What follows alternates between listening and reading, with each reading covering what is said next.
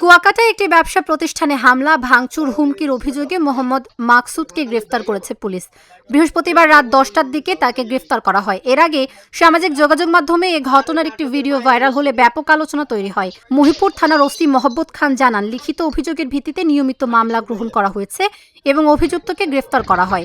তবে প্রাথমিকভাবে চাঁদাবাজির যে অভিযোগ সামাজিক মাধ্যমে ছড়িয়ে পড়ে, পুলিশ বলছে এটি দোকানঘরের জায়গায় মালিকানা দাবি সংক্রান্ত বিরোধ থেকে সৃষ্ট ঘটনা।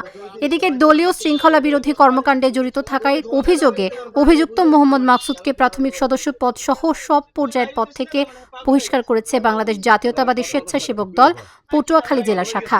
জেলা শাখার সভাপতি মোহাম্মদ মশিউর রহমান মিলন ও সাধারণ সম্পাদক মোহাম্মদ এনায়েত হোসেন মোহন এই সিদ্ধান্ত অনুমোদন করেন বলে প্রেস বিজ্ঞপ্তিতে জানানো হয়েছে।